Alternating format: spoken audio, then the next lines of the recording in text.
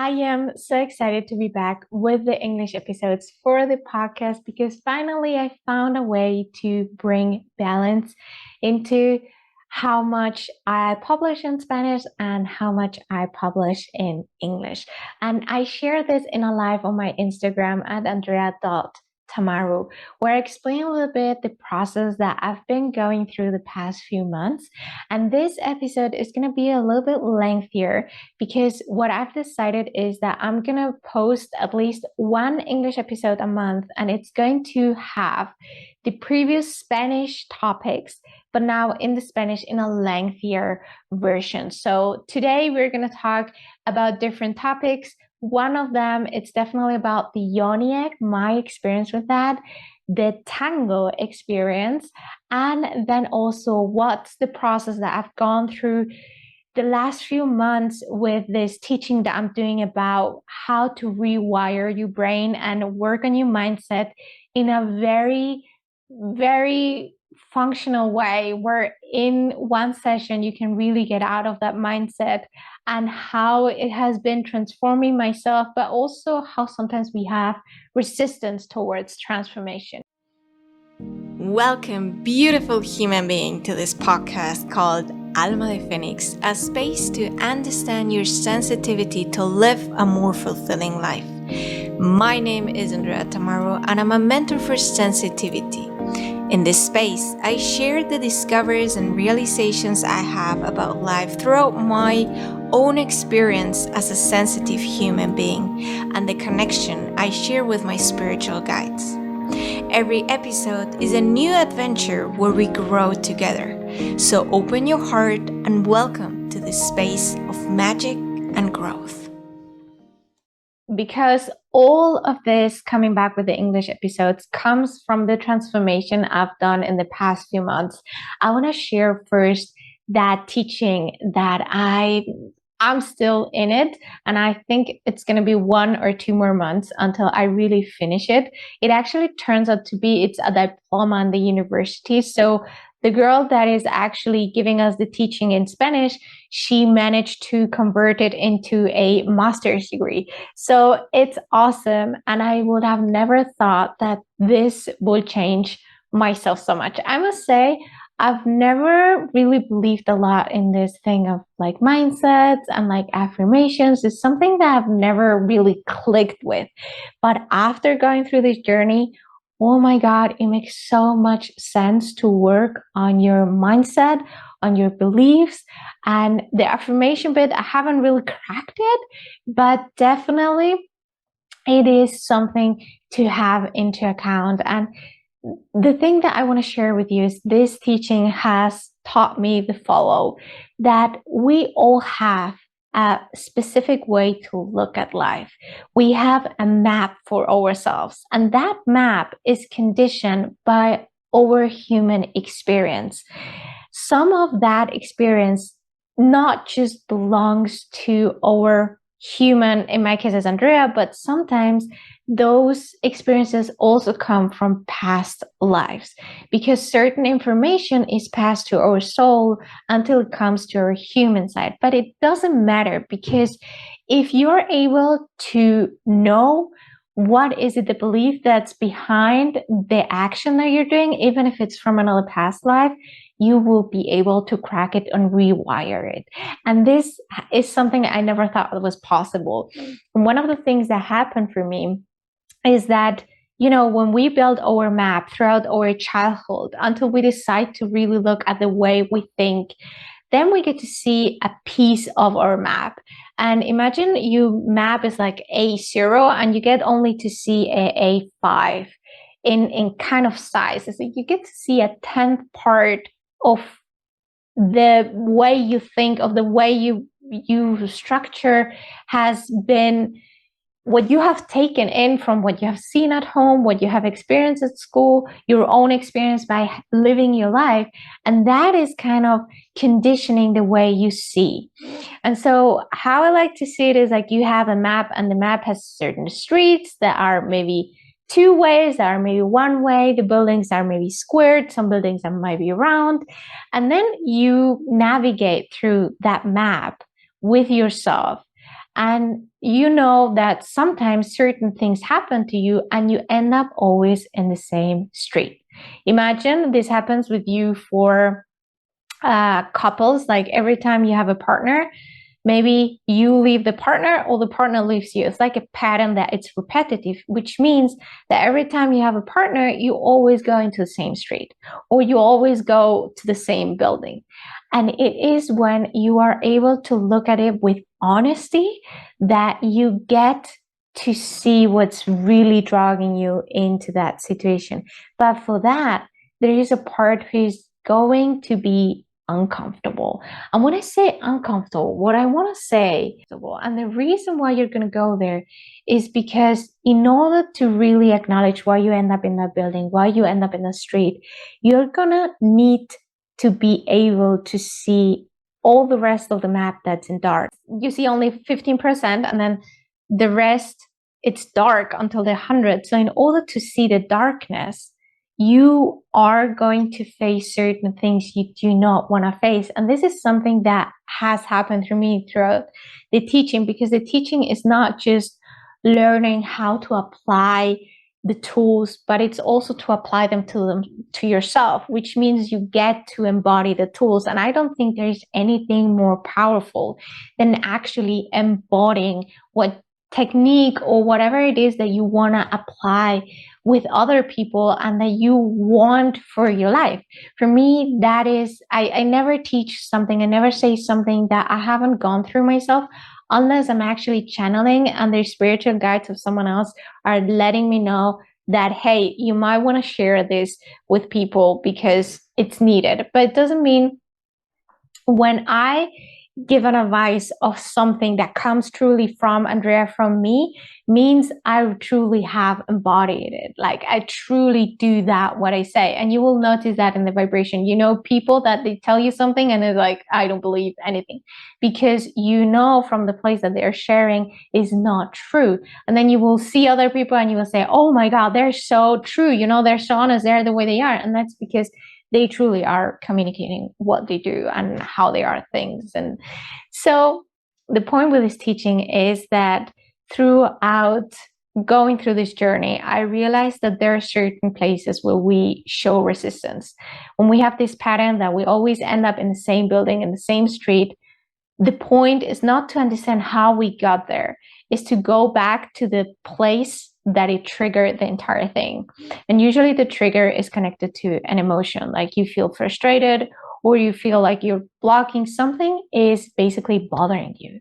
And when you go back to what is it that you're bothering, you go to the core, and then from the core, instead of walking the same path, you just decide to go a different path. And how do you get to the different path is asking the right questions. However, those questions are going to lead you to go into the darkness, the part of the map that you have no clue what it is, that consciously you don't know what it is, but unconsciously that has been guiding some of your behaviors. So when you get to the darkness, imagine that you have in front of you like a dark wall and you don't know what's on the other side. You stop.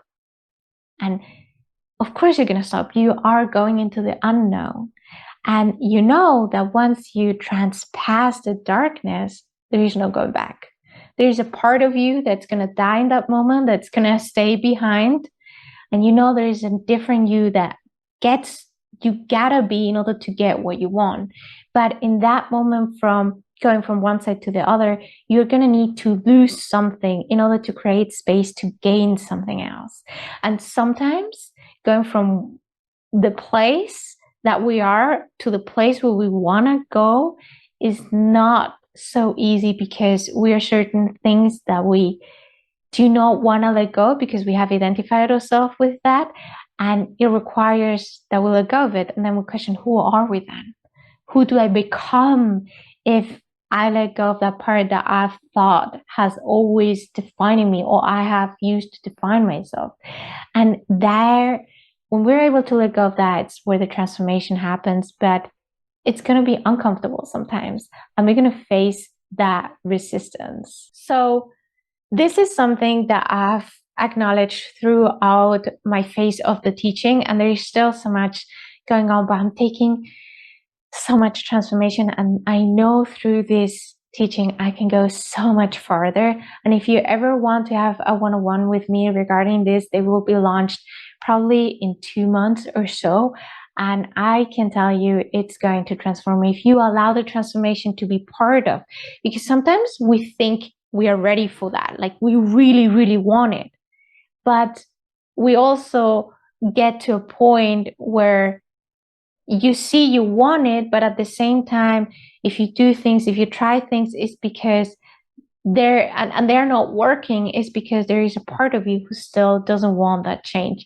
So the fact that we say we want to change doesn't mean our entire being is coming along with our change. And being humble enough to actually acknowledge what the issue is what's going to transform the entire thing. And this is something that I realized very recent with a topic I'm working on. And I understood that the main reason why everything that I'm doing isn't really working is because my beliefs, how my map looks, is in the way of making things work. So if I can go back and see my map and then decide to shift some streets and some buildings so it can fit my new reality, that's then when the magic gets to happen in the transformation. I'm letting go of the previous thing, of the previous structure, to create something new that fits more with my own reality. The second thing I want to talk with you is about the fact that I learned to dance tango. And this was a present from my boyfriend in November last year, where he gave me an envelope and it was green and super big. And I was like, oh my God, what is this? And when I took it out, I was like, have dancing classes with him for a month. And we went there, and I had no idea that learning to dance was going to teach me so much about masculine and feminine energy. I honestly had no idea. And it has been so beautiful to see how we have evolved through dancing. And you can really tell the connection of two people in the way they dance. Now I understand when dancing teachers acknowledge the status of the relationship, if a relationship is going to last or not, based on how people are dancing and their connection that they share. Of course, taking into account I'm energetically sensitive, I really connect very easily with the person that's in front of me. Doesn't take away that sometimes when I go into this physical part where I have to coordinate with someone else, I get very mental about it. And so I remember the first class that we went, and luckily my partner has done tango before, but I've never ever tried any type of such dance. And so in that moment, and usually the guy is the guide, but you usually have a guide and then you have someone that follows, and usually the guide is the man and the person that follows is the woman. But based on how I have been raised and in the culture that I am, is like my energies I know are out of balance and I have way more masculine than feminine, which means if we go in a place where I got to be in my feminine side and energy in order to follow the guide, in that case my boyfriend, it's just like hard for me to let go of that, because you can see that our dynamic is like I'm a little bit more predominant than he is. And so the first challenge that we faced in our first class was the fact that I had to let him guide. I had to trust him, also because I was walking backwards and he was seeing where we were going. So I had no problem with walking backwards, but it was more for me the fact of like synchronizing our steps. Like he took left, then I took left. He took right, I took right. That was more our challenge. And then it was also very overwhelming for him because he had to learn so many steps. And for me, it was super easy because it was like, oh, I just gotta let go. Sounds easy, isn't so easy to let go of your drive. If I want to guide, it's like, hey, you just gotta lean back and you follow. You have no guidance at all, which is kind of like, in a way, the feminine energy. And I'm not saying the feminine energy doesn't guide, but it just guides in a different way. And then throughout the classes, we got to a moment where we also got frustrated. I got frustrated because he wasn't having really fun dancing. And I was like, oh my God, I want you to have that, like fun doing this. Otherwise, it doesn't really make sense for me to go in a place where we are stressed. I want us to be happy and to have fun. And then the things got better, and the third was super amazing. And then the fourth and fifth time, what happened on the fourth is that I got so attuned to my partner and I got so attuned to dancing that I started humming. And this humming, I realize, happens when I am very attuned to what I'm doing. And sound has become such a big part also of my one-on-ones in Akashic Records, because sound allows us to connect with a deeper part of our soul. Sound and dancing, moving your body intuitively, can allow us to connect with certain parts of us that are just very hidden. Like they are in this darker side of the map that I explained before. And when we kind of shut off the brain, then we kind of get access to that part that's a little bit more hidden, but it's still there and it's still driving us in a way, and it's predominant in certain areas of our lives. So it was amazing how, while we were so connected, we were starting really to enjoy dancing together, and we were passing through the challenges of like me leaning on him, he taking the control and giving me the orders while moving his body. And it was for me a huge lesson of trusting, of encouraging, of if you fuck it up with a step, it's fine. We're not going to die. It's all okay. And let's just have fun with what we do, because having fun is for me one of the most important things. There's so many more serious stuff that we get to do, but if we get to have fun while we do them, then it's just a transformation happens there, and that is super valuable for me. Maybe you resonate with that. And so he noticed that I was humming and he said, "Are you okay?" I'm like, "Yes, I just think I'm getting to connect with you while dancing. And then I'm also getting to connect with the tango." And I remember in that same class, we had like a switch of partners. And then I got another man that his name was Andy. He was a little bit bigger, like a little bit bigger than me, a little bit more than my partner. It's put that way.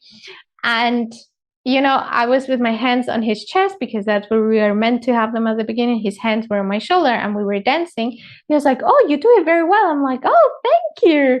And then he said, we had a step, and then he asked, "How did you know I was going that way?" I was like, "I don't know. I just dance." I was not going to tell him, "Look, I read energies and I can connect with your energy when we touch each other in dancing."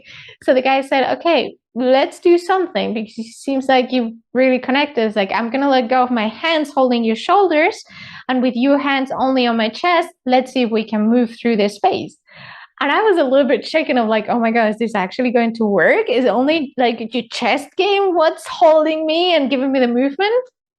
And turns out to be that we were able to dance that way for an entire song. And I was so impressed by how much I learned from the beginning, where I had resistance of letting go to be guided, to now going to a dance, and whoever man I get, I trust the person to know what the person is doing and guiding me.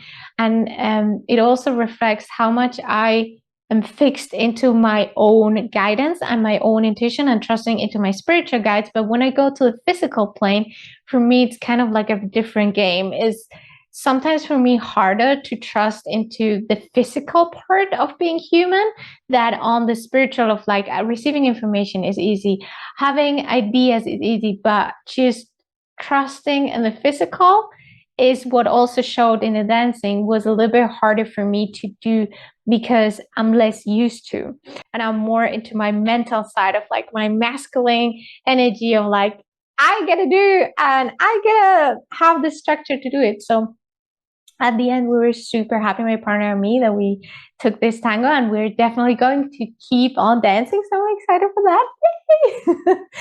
And I learned about masculine and feminine energy through that. And you might wonder, "Okay, Andrea, but I'm not having a clear image right now of what you mean." So what I mean with that is the masculine energy, at least for me through the dancing, whether you realize, is this part of guidance, of giving a structure, giving a direction.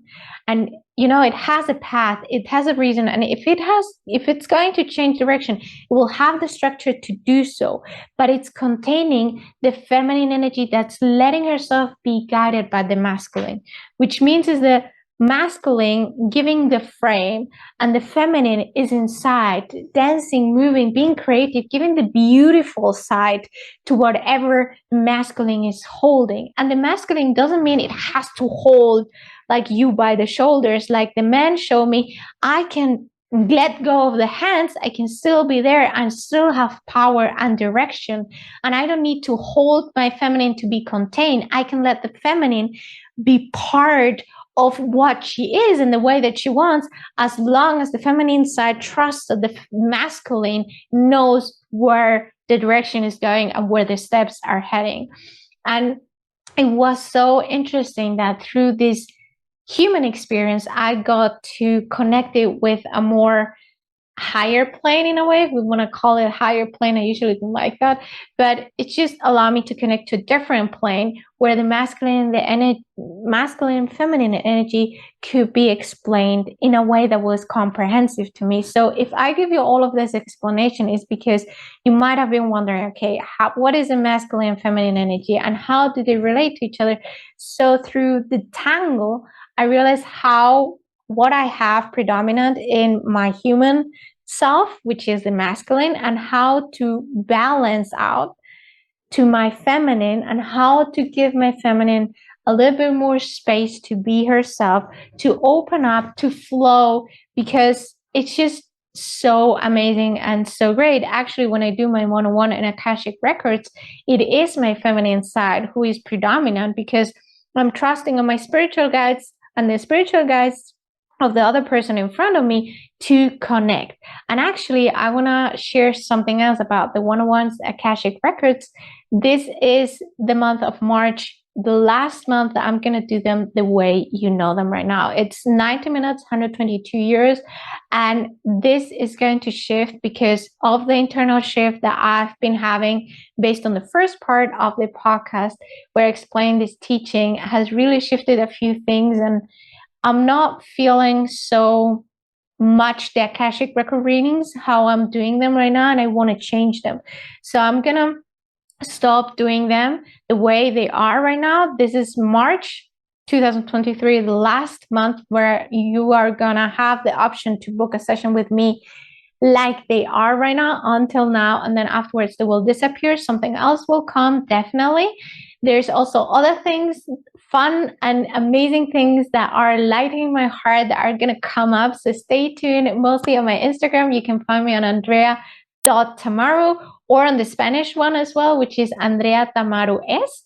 And so we can connect through there. That's mostly where I share most of the information and most of the courses that are going to take place in my life, where I share about sensitivity, how to work with my energies, how can you actually learn to cope with things that you feel and you might have not found the words to work with it, or people that can teach you. So that is mainly what I like to do, is like to teach how you can actually find balance with your sensitivity, however your sensitivity is, of course, in regarding energetic, because that's what I'm more sensitive to. But there are other things that sometimes our mindset now, I see clearly how it is in our way when we want to protect ourselves energetically, when we want to establish a connection and the connection is not, and we don't feel it. There is a reason for all of that. And mostly if we go to the mindset, we can go and work. So because there is a shift inside of me, there's also a shift in the services I'm offering. And a lot of cool stuff is coming to be evolved in the next few months. But for that also means I got to change what I'm having right now. And that's, I don't want to just cut it from one day to the other. So that's what I'm saying. March 2023 is the last month that you will be able to have a one-on-one Akashic record reading with me as it is right now. I will leave you the link below so you can check it out. And if the link doesn't work, means the service has changed. And so with that said, there is the third topic that we're going to go into, and that is a praxis with the yoni egg. I don't know if you know what a yoni egg is. I didn't know it myself before. It's basically a mineral egg that you can put inside your vagina. So yoni egg, because yoni is the yogic word that you use for your sexual organs as a woman, as a female, And then you also have the male side, which is the lingam, which is the name for the masculine like penis. So what happened, and I want to share, is I recently picked up again my yoni egg practice, which is basically putting that little tiny egg inside my vagina. And mostly it's sleeping with it, but you can also use movement. If you do yoga or Kundalini yoga, you will know it's like pressing anus, genital, and abdomen. It's like you are pressing all the lower muscles that also are similar to the Kegel exercises. If you want to strengthen your, now it's coming in German, the word Beckenboden. So if you want to strengthen whatever are the lower muscles of your body, when you press anus, genital, and abdomen, it's the same when you are peeing as a woman and you want to cut the pee. It's kind of those muscles. They strengthen your vagina and the muscles inside. And so what the yoni egg does for me has changed and shifted my sexual experience with partners. And I want to share a little bit of the story how I got into the yoni egg, because a few years back I had a partner and the partner said, "You just have too much sexual drive." And I was in shock. It's the first guy who ever tells me I have a lot of sexual drive. And I was like, oh my God, like, is there something wrong with me? Instead of questioning the other person, I questioned myself. And so I decided that I wanted to do something about it. And what I found was the right thing for me to do was to get into the yoni egg practice. So I bought a little yoni egg, which is dark, which is the obsidian. So darker minerals have a property of clearing and bringing all your shit up. And then the lighter minerals are mostly to bring love and kindness and wisdom. It's like the color does influence, but mostly is the mineral composition that has that quality. And so I got my yoni egg, and they come in different types. You have a big one, the medium, and the small. I got this small one, but because throughout my yoga practice, my muscles are very tight down there. But if you would have given birth, or maybe other reasons, you might have a more loose muscles there, so you might need to go for the bigger one. I want to share with you some stuff I wish I knew before starting with a practice, because I have some clients that tell me, hey, I have an egg, but I have no idea how to apply the yoni egg technique and what to do with it. And I'm like, okay, let's go to this. I want to give you this information. So when you have a yoni egg, you, of course, first gotta know what is your size of your vagina. And by the way, I'm not certified. This is my own experience sharing. So of course, I recommend you read some books, get some information out there, because you might want to complement what I share with what you want to do with eggs. So for me, it was because I wanted to lower my sex drive. And actually, it didn't help with that, but it will help with something else. So keep up with me, like stay tuned, because I'm going to share it at the end how it changed. So the first thing is you got to know the size of your yoni egg. And then the second thing is you cannot just shove in the egg. Like you got to give your vagina some love. And this is also a vision I got through channeling, where I saw that the yoni is basically like a flower. And the flower doesn't open every single time of the year. It's not always open. A flower opens when the temperature is right, when the climate is ready, when she has nutrients. So the same happens to our vulva or yoni. I like to call it yoni, is that the yoni only opens up when she's ready, when she has been nourished, she has been touched. And then when she opens, she's wet and soft and sucks in things. And so when you want to introduce your yoni egg, just make sure that you have done everything that you need. And this is where you gotta get to know yourself. And if you do this practice, you are going to touch a lot your yoni. So you got to be comfortable with that. Introducing that is just you put the egg on kind of the openness of the vagina. And when the yoni is ready, the yoni would just suck it in.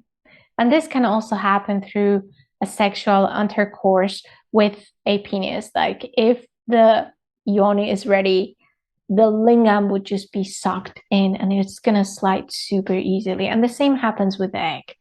So if your yoni is not ready, just do not push it, because pushing it will be kind of forcing that flower to open up when the flower isn't ready. But you can stimulate yourself to make that flower be ready and juicy and open for that to happen. And with that, the next thing that I didn't understood is, well, I actually didn't believe that that tiny egg of mineral inside my yoni will actually change anything. And I was so mistaken. I was really, really mistaken, because I tried it, and 5 minutes after putting the egg inside of me, I noticed how I had so much more energy going through my legs. So because I am a person who is very connected with the subtle world, I tend to have little grounding. Like, my roots are very thin and I get to work on them kind of daily in order to be here and in order to be grounded. Not everyone has this, but the more connected you are with the subtle, usually you tend to have that more, like in my case. So when I experienced energy going through my legs, I was like, oh my God, what is this?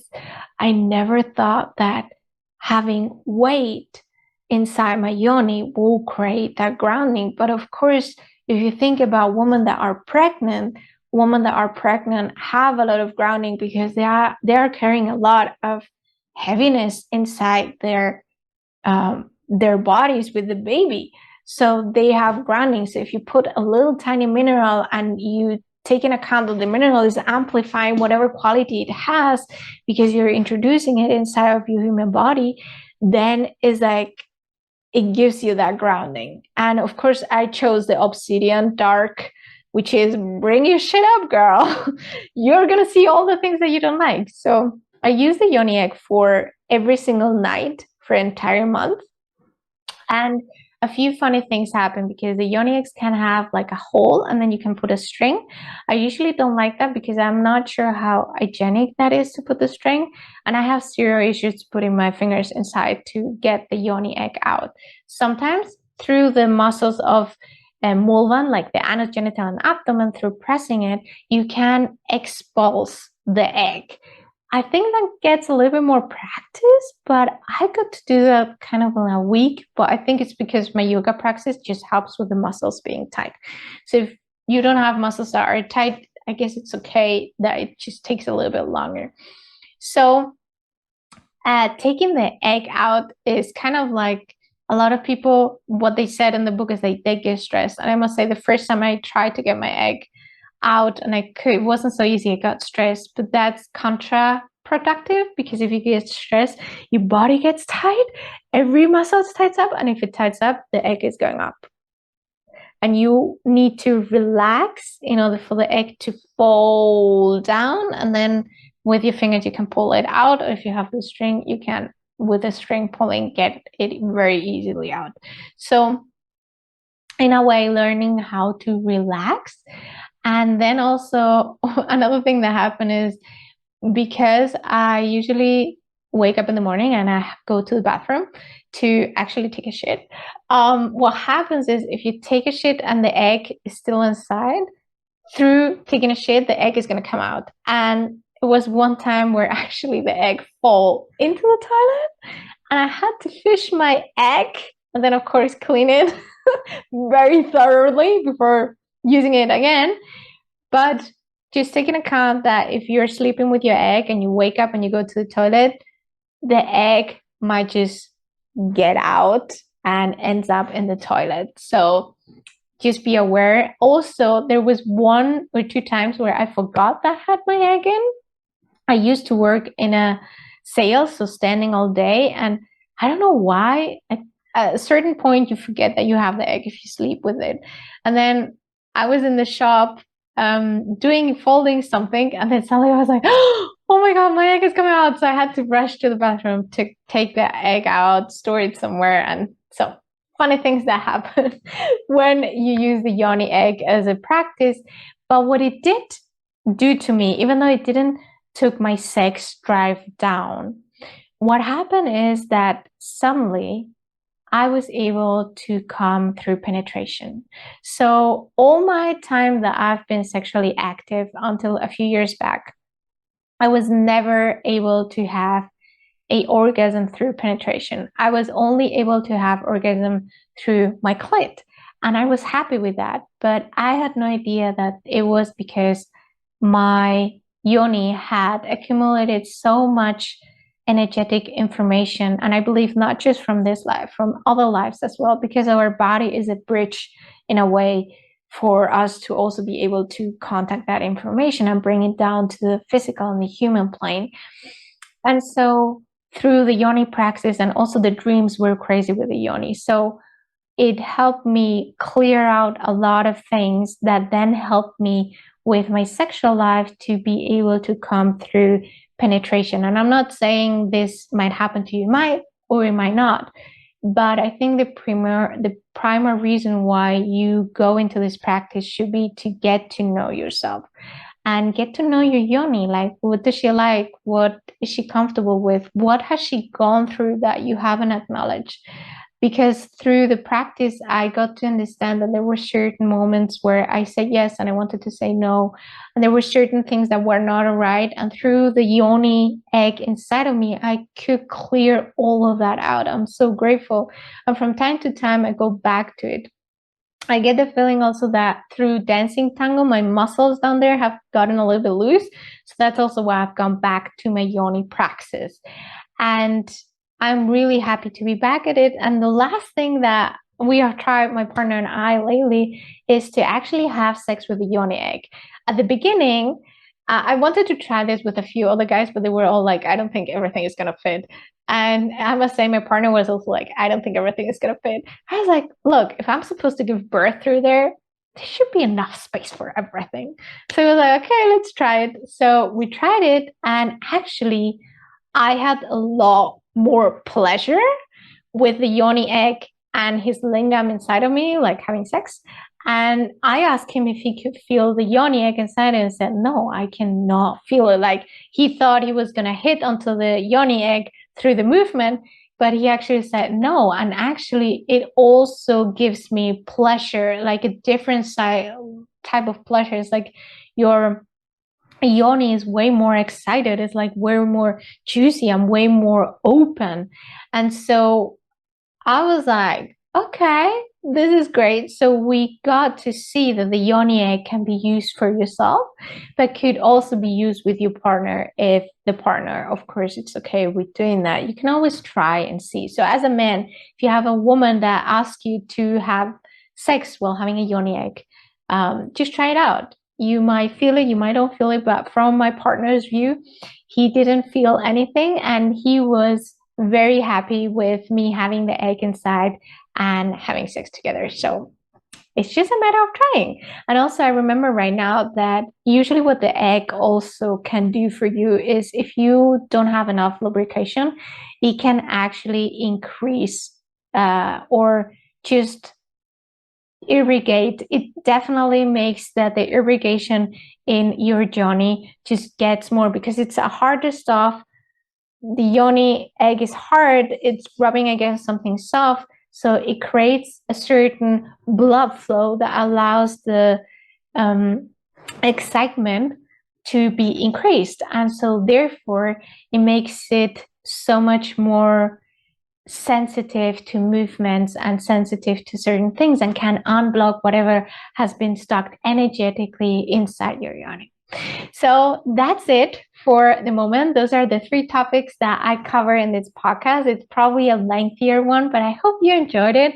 If you think someone can actually benefit from this information, please share the episode, because sharing is also caring for others. And you also help me reach more people with this information. It's meant for everyone who needs it at this moment. And so with that said, I'm very grateful that you stayed until the end with me. And we're going to see each other very, very soon in the next English episode. And if you understand Spanish, we will see each other in the Spanish one. So either way, We're going to see each other very soon here on the platform on this format of podcast. And I'm very grateful that you are here listening with me. See you next time with love and light, Andrea, tomorrow.